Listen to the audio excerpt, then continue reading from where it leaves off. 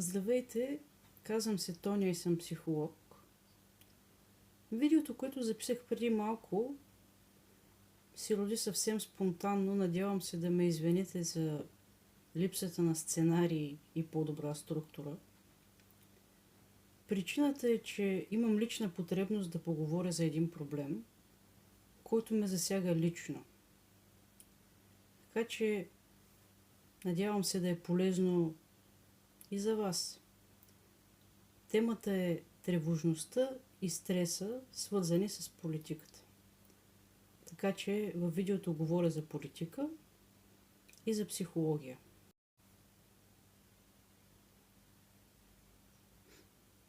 Проблема е тревожността и стреса, които ни причинява политиката.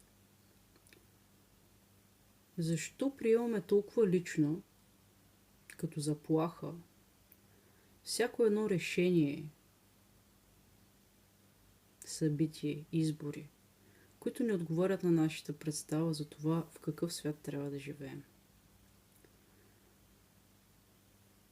Причината да запиша това видео, това, което ме провокира, са коментари от рода на защо го приемаш толкова лично, не е голяма работа, свръхреагираш, правиш от мухата слон и така нататък.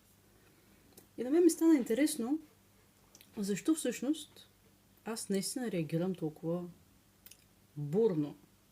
Всеки път, когато се случи нещо, което не отговаря на представата ми за това в какъв свят трябва да живеем, на къде трябва да се насочим и въобще какво ни се случва.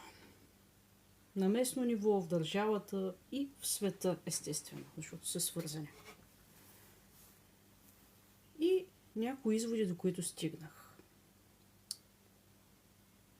Политическата тревожност, всъщност, не е просто въпрос на някакви конкретни политики, на някакви конкретни решения, тук и сега, в момента. Всъщност, тази тревожност е обвързана с нещо друго, нещо много по-дълбоко.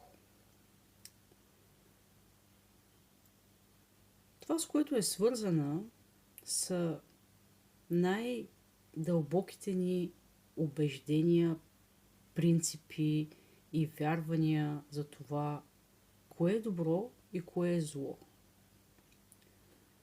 Свързани са с потребността ни от сигурност и безопасност.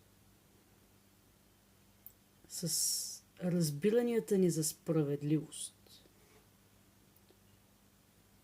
С надеждите ни и визията ни за това какво трябва да е бъдещето ни. И всички тези неща, като сбор, всъщност представляват личността ни. Това, кои сме, от какво имаме нужда, какво искаме. Затова приемаме всичко това толкова лично. И когато дадена политика се сблъска с нашата личност, т.е. тя е точно обратното на това, в което вярваме, всъщност ние го приемаме като лична заплаха. И всички тези реакции са съвсем нормални. Това е психиката ни, която се опитва да ни защити.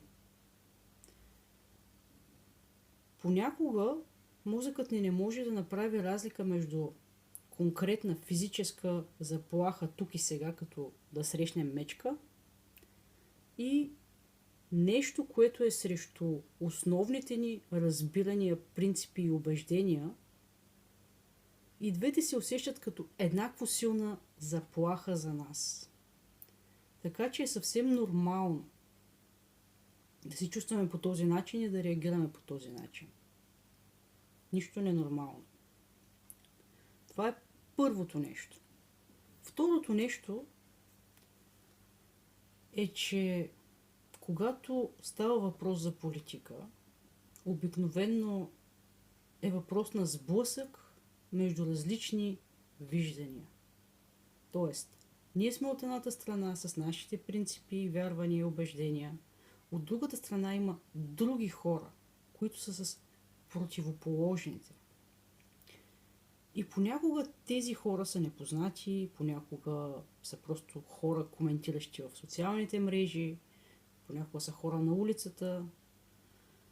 Но в други случаи може да са наши колеги, приятели, роднини, семейство, партньори. И този сблъсък ни носи усещане за изоставяне или предателство, разочарование и самота. Чувстваме се така, все едно сме сами срещу целия свят. И сме в опасност. Бдителни, търсещи враг навсякъде. Това са двете основни причини, поради които приемаме сблъсъка, политическия сблъсък на виждания толкова лично. И сега какво може да направим, за да се справим с тази тревожност и всъщност да живеем живота си по нормален начин,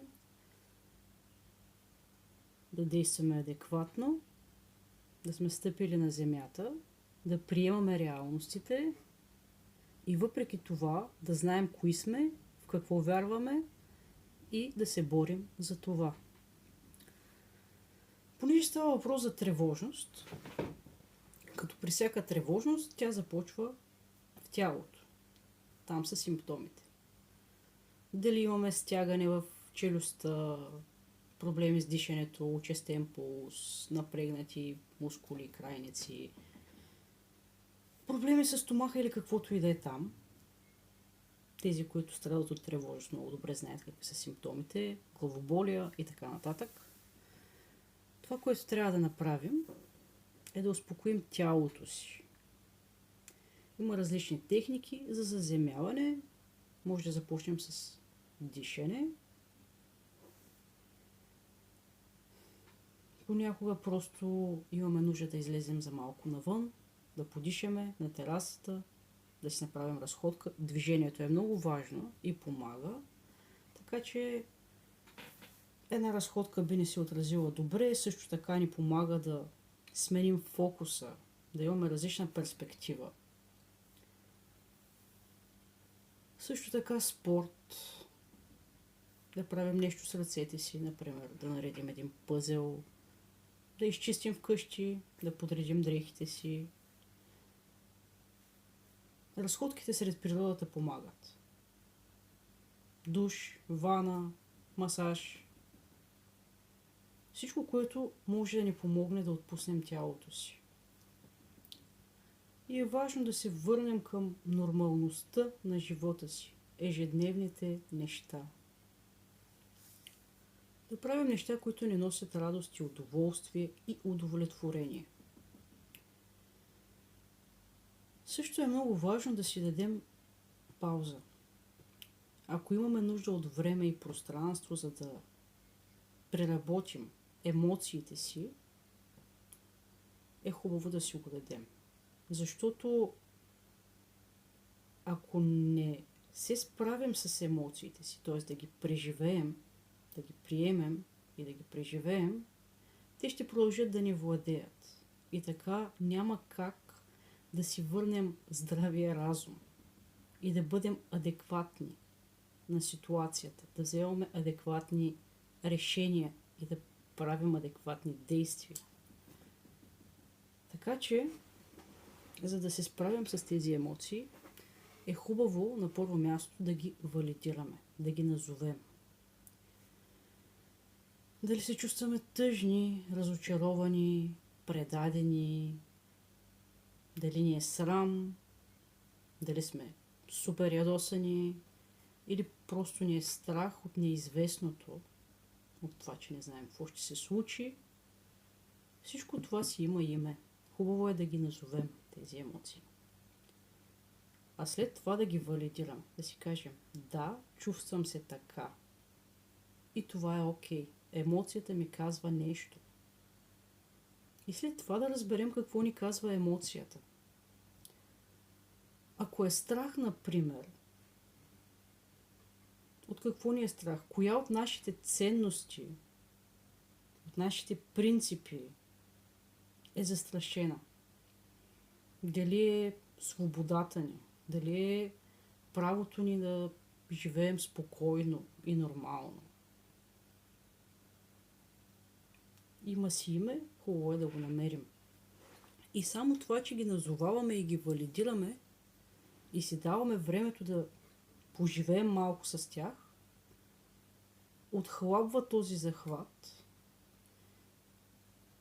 прави умът ни по-бистър, съответно ставаме малко по-адекватни и рационални.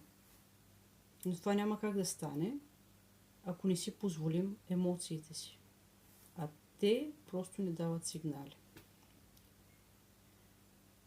Следващото нещо, което може да направим, е да се свържем с хората, които са важни за нас и споделят вярванията ни, убежденията ни, принципите ни.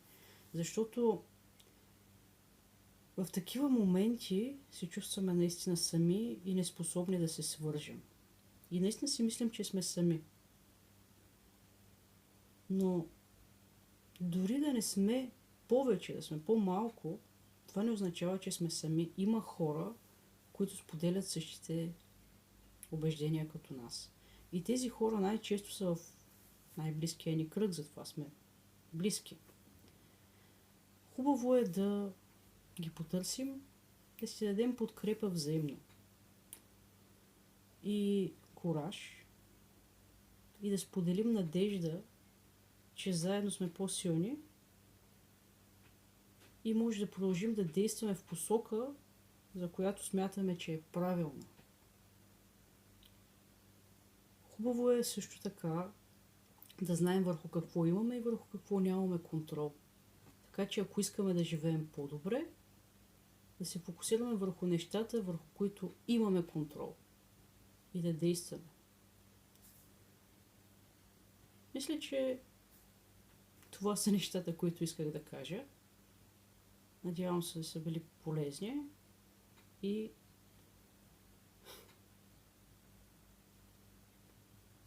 винаги има надежда. И никога не сме сами. И мога да продължа да дрънкам глупости. Но, мисля да спра сега.